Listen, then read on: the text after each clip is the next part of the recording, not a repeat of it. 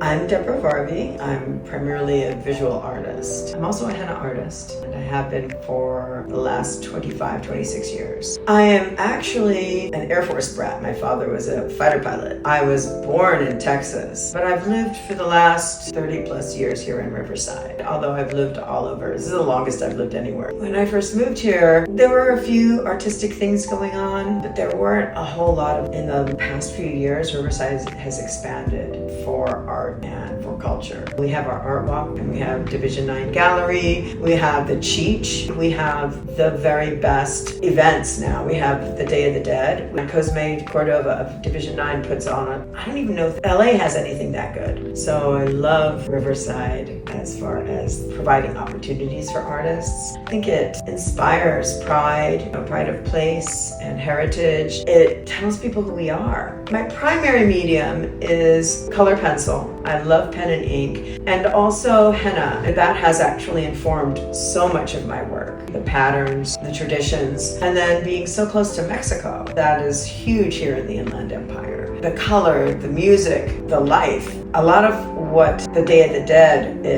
has influenced my work. I'm Italian. Most of my family immigrated from Italy. I think there's this connection between the Mexican and the Italian immigrants. Our languages are very similar and our cultures are similar. American culture, we don't know how to deal with death. And I'm old now. It's a privilege to be old. The older you get, you lose family members, you lose friends. There's not a lot of support culturally with that. But the Day of the Dead is very different. In Italy, you have these wonderful wakes and the whole family gets together and everybody eats. That's what my family does. With the Day of the Dead, I've kind of adopted some of those traditions. Death is a part of life. To deny it and to ignore it, I think you deny life. I think you deny the richness, the depth that you can enjoy, knowing that there is an end to it, to celebrate your ancestors, to invite them to the table. This is from my Cathedral Window series. This is an idea that has been rattling around at the back of my head for probably 10 years or more, that only came to fruition around the time of the lockdown, when things started to loosen up and we were able to go out and shop. These were actually not frames, these were wall decor. I had the glass cut for it.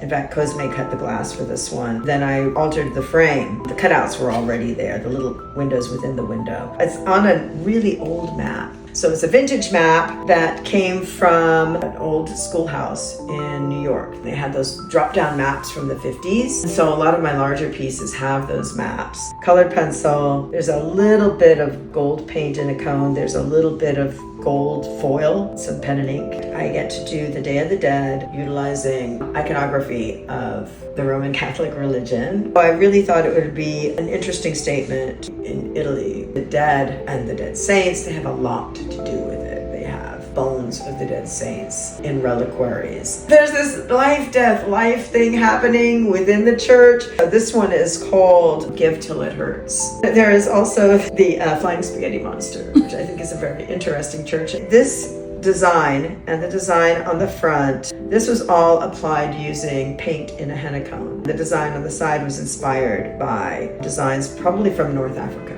There's a lot of geometric influence here, and the design on the front is more Persian. This is more of a North African style. I have large ones, in fact the ones above my head. I'm working towards a show next year called Halo. I teach drawing classes at the Riverside Art Museum. I take classes and teach at Division 9 Gallery. I almost always have something showing at the Riverside Community Arts Association. Plus I have my Debra Varvi studio on Instagram. I think that people need to realize how creative they really are. And this is simplifying things, I know, but the whole right side of your brain is devoted more to creative thought processes, not a quarter of your brain, not a little section, the whole right side. And I would remind you all that creativity is your birthright. Baking or planting a garden or playing games with your kids, just do it.